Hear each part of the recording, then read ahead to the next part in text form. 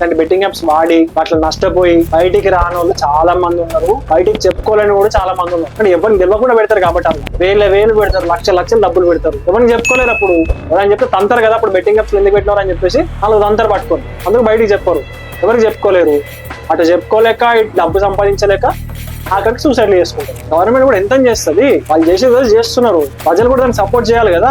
అది వద్దు, ఏమనుంటే గవర్నమెంట్ చేయాలి, పోలీసులు చేయాలి. నేను చేసేదంతా శుద్ధపూసపని నేను చేస్తూనే ఉంటాను. మీరు మాత్రం ఆ పని చూసుకోండి. ఇప్పుడే గానీ ఏదైనా ఇనిషియేటివ్ తీసుకోవాలంటే ఫస్ట్ అది పబ్లిక్ నుంచే స్టార్ట్ అవ్వాలి. పబ్లిక్ లో మార్పు వస్తేనే ఏదైనా మార్పు జరుగుతుంది. సో దయచేసి ఈ వీడియో చూసే వాళ్ళు ఎవరైనా సరే, ఫ్రెండ్స్ కానీ మీ ఫ్యామిలీ మెంబర్స్ కానీ ఎవరైనా సరే బెట్టింగ్ యాప్స్ జోలికి వెళ్ళకుండా చూసుకోండి. షార్ట్ కట్ వేలో మనీ సంపాదించవచ్చు అని చెప్పేసి ఎవరు చెప్పినా వాడి మీద కేసు వేసేసేయండి. వాడి ఛానల్ లేకపోతే వాడి అకౌంట్ రిపోర్ట్ కొట్టేయండి, తప్పులేదు. దానివల్ల నష్టం ఉంది కాబట్టి మీరు యాక్షన్ తీసుకోవచ్చు. కానీ ఈ యాప్స్ వాడడం తగ్గించండి. ఈ యాప్స్ ప్రమోట్ చేసే వాళ్ళకి కూడా చెప్తాను. నెక్స్ట్ ఇప్పుడు వీళ్ళిద్దరి మీద కేసు అయింది, తర్వాత పోలీసులు కానీ చెప్తున్నా, ఫర్ సపోజ్ ఈ బెట్టింగ్ యాప్స్ ఎవడో ప్రమోట్ చేస్తున్నాడు అని చెప్పేసి ఆపరేషన్ స్టార్ట్ చేసి పట్టుకున్నారు అనుకోండి, ఈ లైఫ్ లకే ప్రమాదం.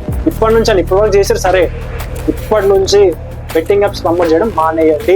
వేరే ఇంకేదైనా చేసుకోండి. అనవసరంగా బెట్టింగ్ యాప్స్ ప్రమోట్ చేసి డబ్బు ఎక్కువ వస్తుంది అని చెప్పేసి వైఫ్ ని రిస్క్ లో పెట్టుకోకండి, మీ ఫ్యామిలీస్ ని రిస్క్ లో పెట్టకండి. వేరే ఏదైనా ప్రమోట్ చేసుకోండి, అది ఎడ్యుకేషనల్ పర్పస్ అవ్వచ్చు, ఇంకేదైనా సరే కంటెంట్. కానీ యూత్ ని ఖరాబ్ చేసే విధంగా బెట్టింగ్ యాప్స్ ప్రమోట్ చేయడం మానేయండి.